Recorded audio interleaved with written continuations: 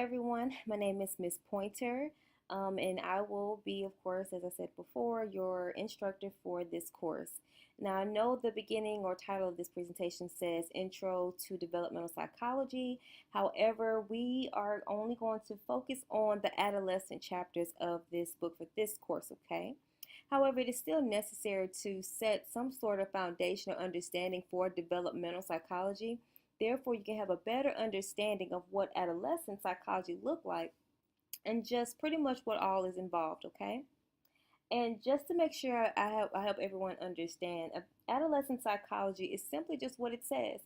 We focus on that age group of kiddos that start at probably 12 to 13 years of age up until 19 years old, okay? And during this period of time, we focus on growth and transition in their physical, cognitive, moral, sexual, and social development, okay? So let's get started. So when we're talking about development, we are essentially just wanting to know or wanting to understand the changes that take place over a person's lifespan. We ask ourselves questions such as, what does it mean to say that people develop over time? How is your experience of development different from other people across cultures?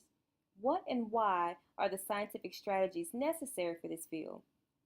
So let's begin by considering the nature of just what development is, okay? And development consists of developmental continuities and changes over the course of life. What we're saying is that changes happen in an orderly fashion. Sometimes there's a pattern of changes that exist. And some of these changes tend to be pretty stable or enduring over time, okay?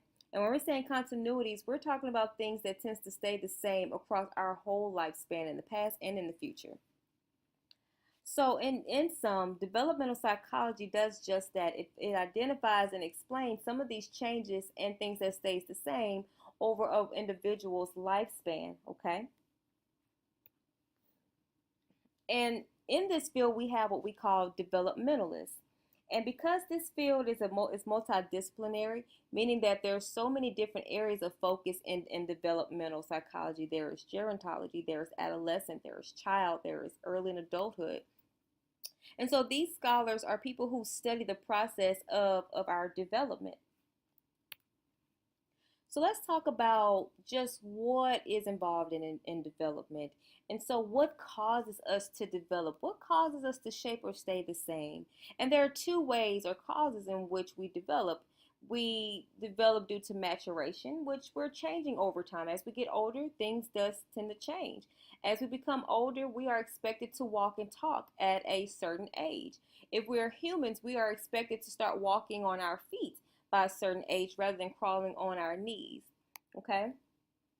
And we're also talking about, an individual's biological inheritance. So we're individual biological inheritance. So we're talking about things like our psychological changes. Some examples would be our ability to concentrate, how we increase that over time, or how that decreases as we get older. Our ability to solve problems and understand another person's thoughts and feelings. Okay. When we're talking about learning, that's the other cause of our development. We are taking into account some of the experience that we encounter and some of the experience that we produce ourselves, and how those tend to make maybe sometimes permanent changes in how we think, how we feel, and how we behave. So, for example, we know that a degree of physical maturation is necessary for, let's say, a grade school child to begin dribbling a basketball. They may have to be a little bit taller, or bones may need to be a little bit more sturdier to dribble that basketball. We also think about learning and that there's a lot of detailed instruction and many hours of practice necessary for that. So we may have a coach or a tutor that helps us learn and practice this over and over and over until we've mastered that skill. That child has mastered that skill to dribble the ball. So when we take these two into consideration, we change in response to our environment. So developmental changes are the product of both maturation and learning. Okay? So what goals do developmentalists pursue? What is the goal of this? Why would we want to know? What does this even look like? Why are we even concerned about these goals? Why do we even need developmentalists? So what they do is they help us to describe, explain, and optimize. So I'm gonna talk about that for a little bit. When we're saying describe, human developmentalists carefully observe the behavior of people at different ages, seeking to understand and register how people change over time. When we get into some of our research studies, we'll begin to see how some of these developmentalists are able to do that. Okay. So when we're talking about being able to describe, this is based on our observation. These are things that we can see for ourselves, okay? And how they change over time. Sometimes we can see a baby who did not have a lot of hair when they were infant, but as they get older, they get more and more hair on their heads, or they may get more, taller, or they're able to switch from cooing to actually using words, to now that they become a college student and they're using some of these complex forms of words. We can even see that in our shape. We can even see that in how we learn. And so there are two kinds of developments that we are observing when we're talking about to describe. And we're looking at normative development, which that's what people have in common. How is development similar among people? These are what we call typical patterns of development. And then we have idiographic development. And when we're saying idiographic, we're talking about differences. These are differences in how one developed from one person to the other. So on one end, we're looking at crawling and walking as probably something that's typical among everyone. And then when we look at idiographic development, we may be talking about emotions and how that may develop differently in women than it does males. And mind you, when we when we're describing, we also want to be factual. That leads us to explain. We want to be able to explain what we have observed, and we want to be factual in what we observe. Okay, so it's necessary to focus on both typical patterns of change as well as individual variations in the patterns of change. And so they seek to understand important ways that developing humans resemble each other and how they differ. Okay. Not only that, going back to sticking with the facts, let me use an example. It may be a little funny, but for example, saying that a child gets taller because unicorns made a wish a long time ago that we can become taller is not necessarily facts. And I'm assuming you're probably laughing by now, and it's pretty silly. So that's not factual, and that makes sense. If we're trying to understand how we grow as we get older, we want to have the facts. When you're in the doctor's office, and you may have a child, or you may be developing yourself, and the doctor says, well, I'm not sure why you're getting taller. Well, that doesn't give us much information now, does it? So we want to be able to explain these changes based on the facts, okay?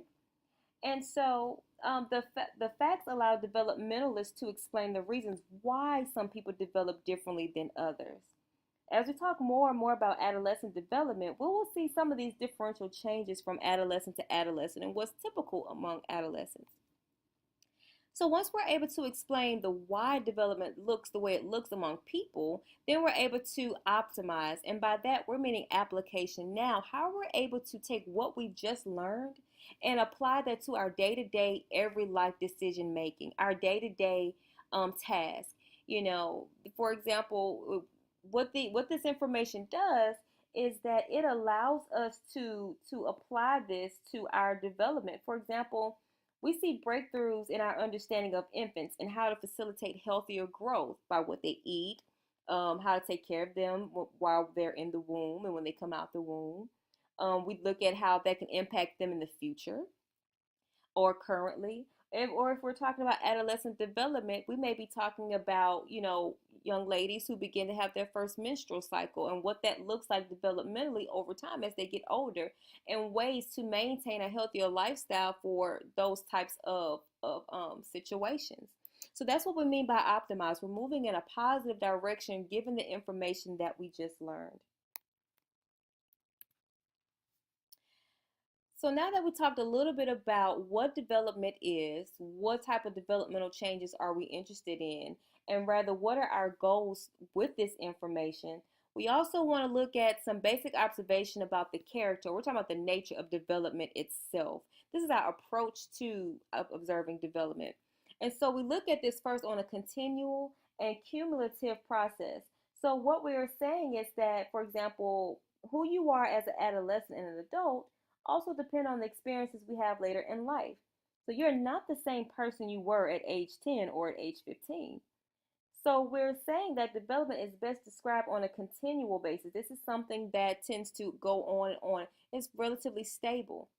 And while it's stable, it's cumulative in that you're learning more or gaining more at any phase of your life. And all of that tends to impact you in your future to some point. Um, there's a constant change, and the changes occur at each major phase of life and can have important implications for the future. If you've had any developmental course or if you had anybody's general psych class, you would probably think about Eric Erickson's stages of development, and we talked about some of those stages and where if this goal isn't accomplished by this stage, then as an adult we may begin to see some conflict later on in life.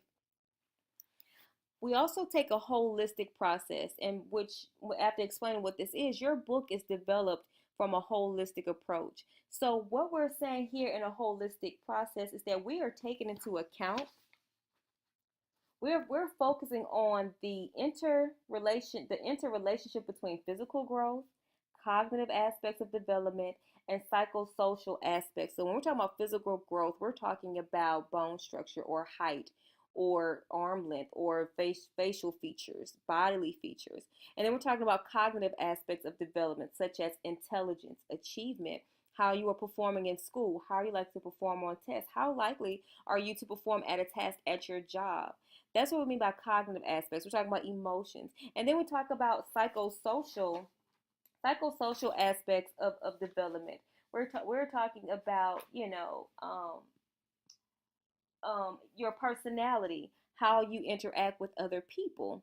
And just to put this disclaimer and clear this myth, because that may be a test question, that we do not study each of these sections independently. So, what I'm saying is that we don't focus on these separate from each other. Rather, a holistic process or approach means that all of these areas interact with each other, and one does influence the other, and one does depend on the other.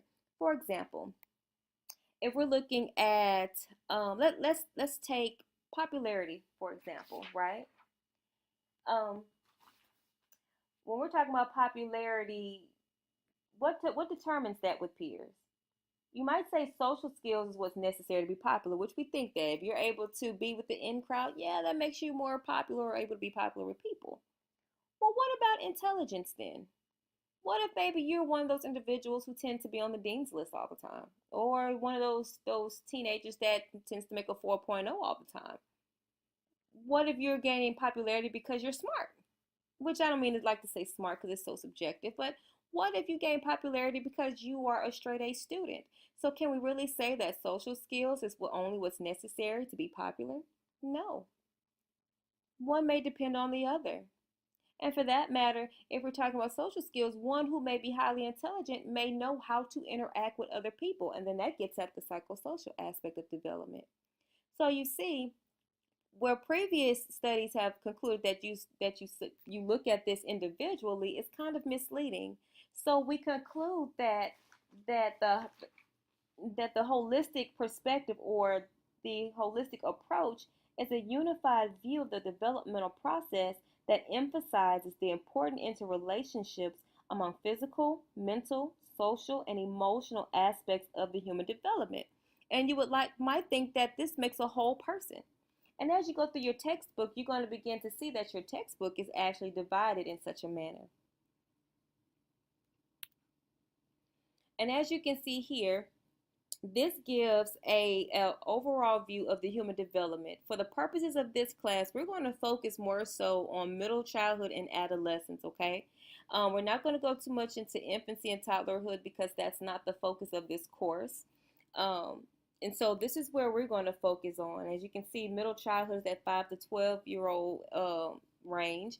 And then we get to adolescent, we're talking about 12 to about 20, depending on, some scholars say 20, some say 19. Another characteristic when we're talking about observing the nature of development is plasticity, okay? And it's kind of easy to remember what this is because when you think about plastic, it's something that's stretchy or something that bends or something that can be changed, right? Well, it's the same thing here. So this is pretty much our ability to change in response to positive or negative life experiences. Okay. And so we conclude that before we've already stated that development tends to be continuous, meaning we maintain some changes that's typically stable over time, and it's a cumulative process, and that we're gaining additional information that adds to our development. But also, development can be stopped abruptly if there are some important aspects to one's life that changes, or if it changes one's life. So let me give a better example of what this may look like. Let's say we may have a teenager who was in a very abusive home, and that teenager may have been placed in a foster care system now, or in an orphanage. Well, now when they get to that orphanage, now they're placed in a more stimulating environment where there's more emotional support. It's warm, it's friendly, it's not as adverse. They all their needs are provided for them. And so eventually what the child or the teenager begins to learn is that they may have a horrible start, but they can often be helped to overcome their deficiencies. They may previously have been a teenager who got into multiple fights in school and was failing in all of their courses. Well, that environment may have helped them or taught them how to receive those kinds of supports and how to think and do differently. So where you have a negative life event, that's our ability to change in response to that. And in the case of that teenager, that teenager able to learn how to respond in a more appropriate manner given the environment that they were in. That's what we mean by plasticity, okay? We're talking about our capacity for change, a developmental state that has the potential to be shaped by our experience. We also have the historical and cultural context in which we observe how the nature of development. So development is also influenced by societal changes, historical events such as the war, technological breakthroughs such as the development of internet, or now we have Snapchat, we have Instagram, we have Facebook, we have all these things, or social causes such as gay and lesbian rights movements. So being that we have all these different type of historical events that may occur, development then is also impacted by some of these events. When you think about some of the baby boomers that was born after World War II, and then you have Generation X, which was a group of people born between 1960s and I think 1980s or so. So development may look a little differently because society was different then. Not only that, but culture plays a large role in this. And so, for instance, we can't assume that children in Australia or China, or teenagers in Australia and China, can explain the typical developmental patterns that we see of teenagers in the United States. And when we get to the research aspect, we'll talk about some of the downfalls of doing or making those kinds of conclusions. But rather, the purpose of culture then allows us to understand the diversity that exists in terms of human development. So now we get to the scientific method, which, mind you, I will be skipping through some of these slides because they're not as pertinent to this course. This is not a research course. This is not a statistics course. So therefore, there's no need to focus on all the nuances of the scientific method here. But I will touch on some of the important aspects of the scientific method that's necessary when we're talking about adolescent psychology, and we'll see this in some of the studies later on. But if you've had any research course or stats class or even a science class when you were younger, you have heard of the scientific method, okay? You've heard of that. And so with the scientific method then, what we're doing is we're gaining a better understanding of child and adolescent development. What we do is we use objective, we have an objective, and that's the use of objective and replicable methods to gather data for the purpose of testing a theory or hypothesis, and that makes sense. With any research that you do, you're not just doing it for just because of general purposes. No, you have objective here, and you are replicating some of the methods of previous studies in hopes of finding something different to contribute to what we already know and what we could know more of, okay? That gets back at that explaining and optimizing that we talked about earlier, okay? We also are testing a theory, which when we talk about what a theory is and hypothesis, that's what drives our studies, okay? So we're testing those things. And when we're talking about replicable, We're talking about every time that particular method is used, the result is pretty much, you're able to get the almost similar results or same data and conclusions as previous studies, if not something different.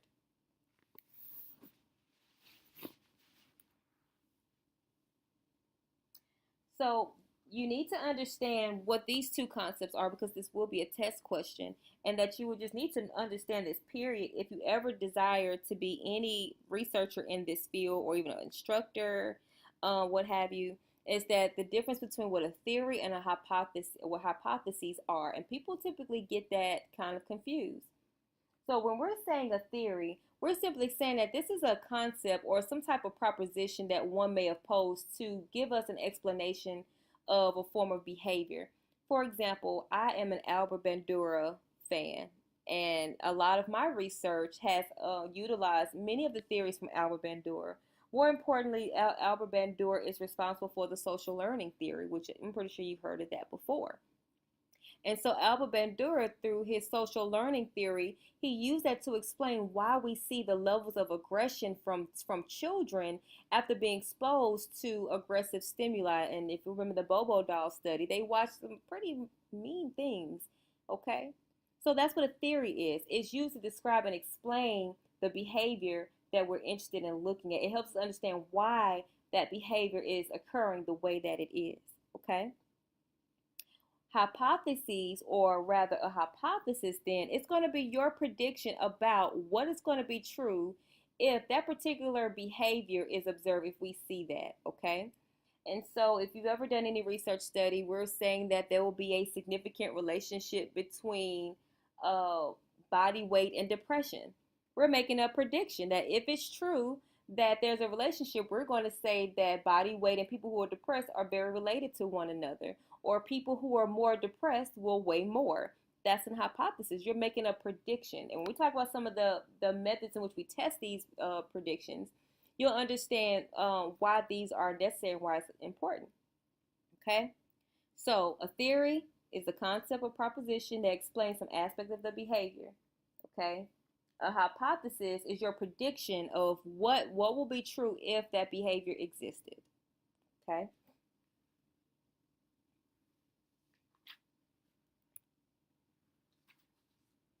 And I like this chart that's here because it pretty much explains the role in how we apply theory to our scientific, investigations. We have so many theorists to give credit for the very theories that we use in a lot of our research and a lot of our teachings. When we're looking at this field, we may formulate or we may use it. And so based on the theory, then we may propose a hypothesis. What is our prediction of it? And then we go through a series of designs, and then we test the hypotheses through observation or the data that you collect. And based on the data that you collected, you run a series of analyses to test it. And if those results are significant, you can either say, yes, that theory does explain the behavior, or no, that theory doesn't explain the behavior. But for the purpose of this class, we're not going to dive in deep detail with that.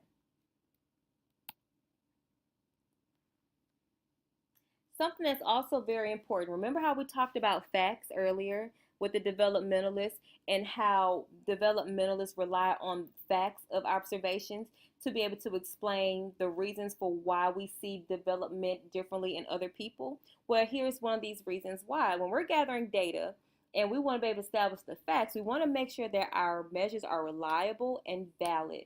Many research studies sometimes make an error in using certain measures that are not very great in terms of reliability and validity. So what we're saying is that a measure to be reliable, no matter how many times you give that measure to those groups of individuals, no matter what time you give it to them, you're going to almost always get the same information each time. That's what we mean by reliability. We're talking about consistency. Consistency is the key word to always help you know that this is getting at reliability. No matter how many people or what different kinds of people you give this measure to, the results are still going to be the same. So when we're talking about consistent over time, we're talking about temporal. When we're talking about consistent among different observers, regardless of if it's the same people or not, we're talking about inter-rater, differences in between people. Is it going to be consistent in between different people, regardless if it's the same group or not? Okay? And when we're talking about validity, is this measure measuring what it's supposed to? Let's say we're looking at depression, and we may give measures like the Beck Depression Inventory, or we may give a personality measure like the MCMI or the MMPI. So we want to measure depression with those. But what if we give a measure that measures, intelligence? Is that measuring depression? No. So we want to make sure that the measure is valid. Is this measure examining what it's supposed to look at? Is this measure examining depression the way it's supposed to? Okay? This is how we establish the facts of the information that we receive. And we're not going to talk about some of the other methodologies and how we collect data because that's not really necessary for this. Now, remember earlier you kind of heard me say observations very often, okay? When we're talking about developmental changes, most times we can see this with our eyes, okay? So when we're talking about establishing facts based on what we observe, we can do this by naturalistic observation. That's pretty much observing the individual or the behavior in its natural setting. So, for instance, let's say we're looking at an adolescent who may be exhibiting symptoms of oppositional defiant disorder. And the teachers have been making a lot of complaints, about that kid's behavior. Well, then, if we want to do a research study on how many other kids at that school, engages in those behaviors, we may just decide to have a visits in the back of the classroom, observe how that teenager or adolescent is, behaving in class with their peers and the teachers. And so we view this in a natural setting. That's how we're able to gain the factual information that we're interested in because they're in their most natural setting. And some of the strengths or the good things about a naturalistic observation is that it shows their everyday life. You don't have to guess anything. You can see how they typically are. You can see the behaviors that's pretty stable or continuous, and behaviors that's likely to change given on what happens in the environment.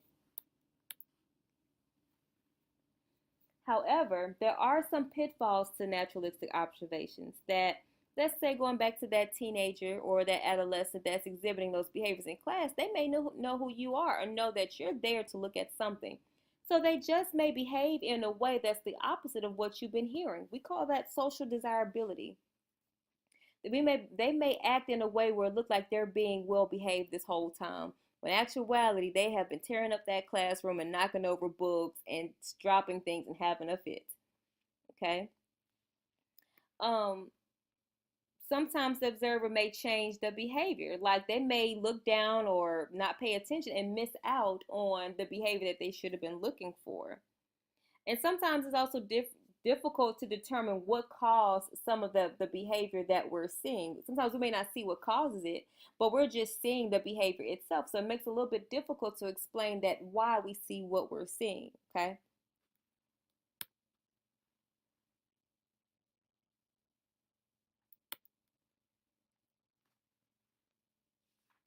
So another way in which we establish facts to explain the why in terms of developmental changes is through case studies. So with case studies, then these are going to be very extensive. This is information about a person's life, their whole history.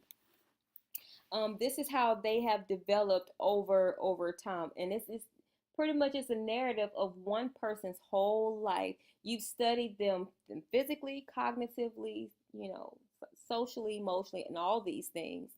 And so you can analyze the events of a person's life's history, right? So case studies may be also used to describe groups called group case studies. So for example, a person conducted a project investigating identity development in 10, 12, and 15-year-old boys. So during the project, information was collected from journal entries, oral accounts, open-ended one-on-one interviews, and group discussions. So from that, he was able to argue that one of the ways that people make sense of themselves and others is through socially interactive conversations. So from that, we're able to then, make some type of explanation or inference as to why we see the behavior that we have. Now, mind you, a case study is very extensive. This is not something that's 5, 6 pages. No, no, no. This is very, very extensive. It's on one person. One of the good things about case studies is that you have a thorough amount of information. But of course, some of the limitations of this is that it may be difficult to compare to other people. One person's experience or account of identity may be different from the other, no matter how extensive their history is. So you may not be able to generalize that to all people.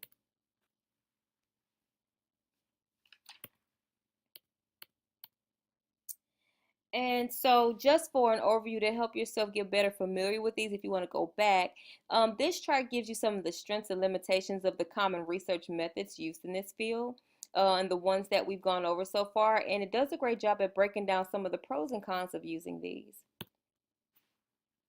So, of course, again, we want to detect relationships with one another. We want to be able to detect relationships among behavior or cultures or people. And so there are ways in which we do that. And of course, if you had any research class, you've heard of what a correlational design is. And that simply is that you're looking at if there is a relationship, is there a relationship that exists between two or more variables? It's all it's looking at. I'm not really concerned about going over correlation coefficient. That's not necessary for this course, but rather you are responsible for knowing what a correlational design is. And that's simply a type of research design that indicates the strength of association among variables, okay? And mind you, correlational designs or studies, they're not causal. We are not inferring causal conclusions. Rather, we are establishing associations or relationships. And as I just said earlier, we don't predict causation. We're not saying that at all, okay? Of course, the opposite of that it would be an experimental design, in which with experimental design we can say that there's a cause and effect. We can say causation because we have incorporated variables in a study where we can manipulate a behavior and see changes. So the investigator or the researcher then creates a change and then measures the effect of that change on the individual. Okay. So for instance, you have an independent variable and a dependent variable. Well, the independent variable may be the variable that's necessary to cause the dependent variable.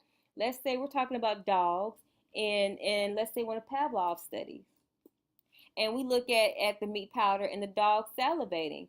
Well, we can clearly see that the meat powder itself causes the salivation at one point with the dogs. So an independent variable is something that can be modified or manipulated by the researcher to see how much or how strong or less of an impact it has on the behavior. And essentially, then we'll know what a dependent variable is. That's going to be the outcome. That's going to be the behavior that we're interested in under the control of the IV. So whatever changes I make to the IV, the DV is going to be the responses to that. Okay. And if you want more information about understanding better ways to understand those differences, please feel free to email me, and I can provide you with some more tools and information to help you better understand that. I'm not concerned with confounding variables. Again, this is not a stats class. I'm also not concerned with experimental control either. Um, we're not going to talk about any of this either. This is for a stats class, but rather this table again does give you an overview of some of the general research designs and of course the pros and cons of each one. So going back to still detecting some of these relationships, we want to look at what we call cross-cultural designs. And when we say cross-cultural, the easiest way to remember cross-cultural is compare. You're comparing, okay? So what you're doing is you're comparing the behavior or development of people from different cultures or subcultures. So you're comparing maybe the behavior of adolescents in the United States compared to adolescents in France, right? So, and the participants are going to be different. They're going to be different in their culture, how they may view things, how they view popularity, and their behavior. And you are comparing those two. Okay. And these studies are great in terms of developmental changes, in that we're able to see just how, going back to that cultural and historical context, we're able to see how sometimes cultural plays a role in terms of developmental changes in people. So, for example, we may look at height, or not saying height, but we may look at, let's say, cognitive functioning, right? In the US, we may look at teens as saying, which it is a fact, that the teens' ability to reason or make decisions correctly may not be fully developed. And I'm making this next part up now. But teens in France, they may be fully developed in that area by age 13. That's a cross cultural design. You're able to see how that impacts development and how differently that may look compared to other cultural groups. Okay. The good thing about cross cultural designs is that it kind of prevents overgeneralization of research findings. So, going back earlier when I said that the behavior of kids in China or Australia cannot explain the behaviors of kids in the United States. So, cross cultural designs allows us to, or prevents us from doing that.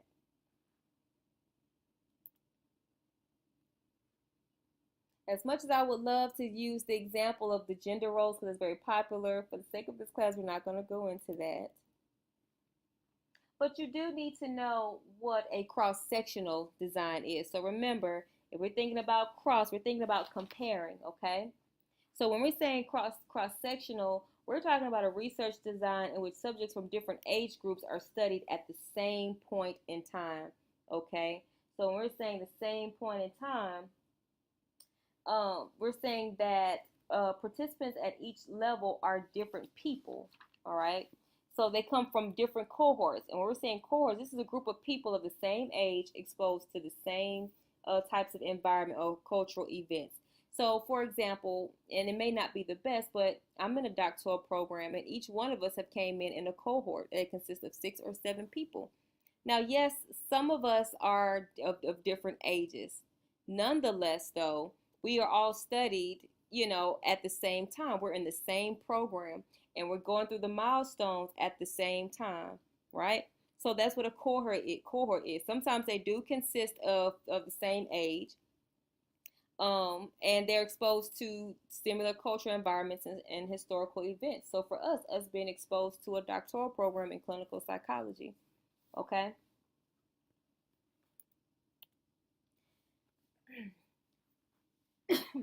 So with um, with with cross sectional designs, there are some limitations, like with others.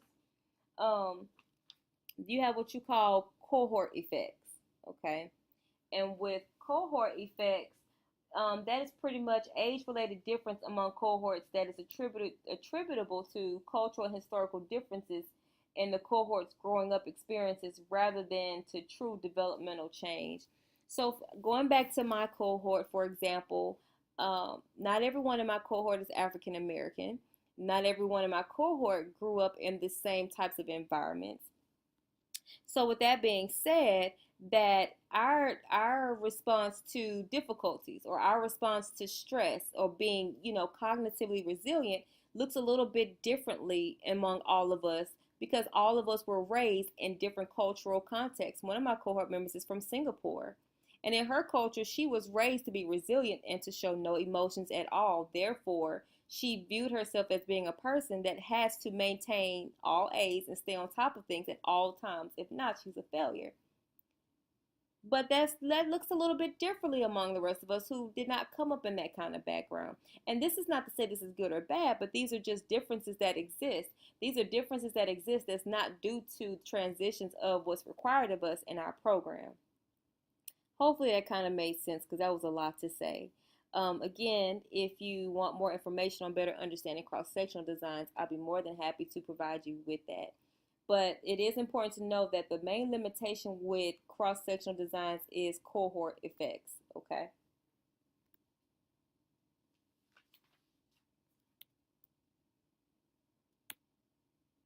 Longitudinal designs, which is a very common research design, especially in the field of developmental or adolescent or child psychology, and that simply is that individual or those groups of participants or that group of participants are being studied over a course of time.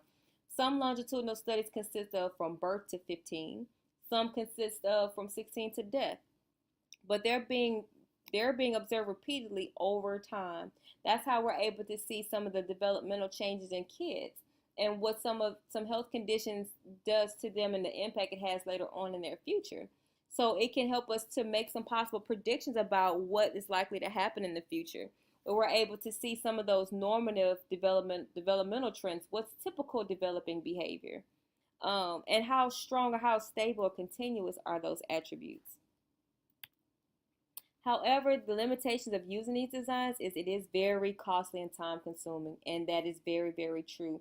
These types of studies are very expensive. You also have practice effects in which that the participant may start to catch on to what you're going to ask them. If you've asked them for 5 years straight, so what do you think of your mom and dad? They're going to probably more than likely know what to tell you each time. Or if they're going to give you a test on math problems for 5 years straight, you're probably going to learn how to do those math problems or how to respond. Okay? And also selective attrition. That means that some of the participants that may remain in the study, they may not be as representative of the sample you intended to start with. So let's say you want to look at, teenagers who have blonde hair and likes to eat junk food, right? Well, then what if two of the teenagers start to have brown hair? Then the teenager would be considered non-representative of the sample. So that's an example of selective attrition. Another limitation is cross-generational problems. So that's changes due to the environment, and conclusions may be limited to those who were growing up while the study was in process. So there may have been some changes in the environment that may have gotten in the way of the participant being able to be used or observed in the study. Okay. I'm not going to go into these, but this table again gives a great layout of each one of those developmental designs that we talked about earlier in the pros and cons. So I encourage you to look at that. Of course, as always in any discipline, you want to adhere to your ethics. If you are in the field of psychology, I strongly, strongly, strongly recommend that you review your APA Code of Ethics. It's free. It's made available on the APA's website. Whether you're an undergraduate student or a graduate student or even a professor, you should always familiarize yourselves with those ethics. Because if not, and you violate one of those codes, then you may be in some trouble, or your professors or your chair may be in trouble. So I encourage you that as a student that you remain as ethical as possible at all times, regardless of what your classification is. And even when we're doing this type of developmental research, we really have to abide by these ethics because children and adolescents are considered a vulnerable population because they're young. Okay, so our main goal with any kind of research in this field is that we want to do no harm to our participants or our clients. Okay, we want to protect them from that. As much as we would like to understand how likely are teenagers afraid of snakes, we don't want to bring a snake in the room and scare them straight where they have a heart attack. We can't do that. We can't. Okay. So in that we have informed consent. We want to explain all aspects of the research that may affect their willingness to participate. If we're so focused on not wanting to tell them because we really want them to participate, that's doing harm and that's lying, okay? We don't want to do that. We want to give them, it's voluntary, it's optional. We also want to explain the benefits to risk in the study. You want to know what are the benefits of them doing this. We don't want to just keep testing these individuals all the time. They're not lab rats, they're people. So you want to explain what the benefits are. If you participate in this study, you'll get a better understanding of how you can eat healthier or what you can do if you feel depressed from social media and all these kinds of things. But we also want to let them know up front some of the possible risks that may be involved if you do decide to participate in these studies. So that's what we're talking about when we're being ethical and we take into account these ethical considerations. So with that being said, and just to conclude here, we want to be as confidential as possible, especially in the field of adolescence. Confidentiality is very, very important because this is the age period where there's a lot of trust involved. Trust that can I trust that you're going to really help me, that I could talk to you, or are you going to go back and tell my mom and dad? And we want to do that with anybody we work with as research or therapy, no matter. We always want to maintain confidentiality. But of course, we breach that confidentiality if that teenager or whomever poses a harm to themselves or other people. And we want to protect them from as much harm as possible, especially physical or psychological harm. And here's just a breakdown of rights of children and adolescents, which again, I will provide a copy of the APA Code of Ethics if you like on Moodle, so you can have a copy of that. And so we're going to end it here, okay? And stay tuned. Be ready for your quiz 1. And have a great week.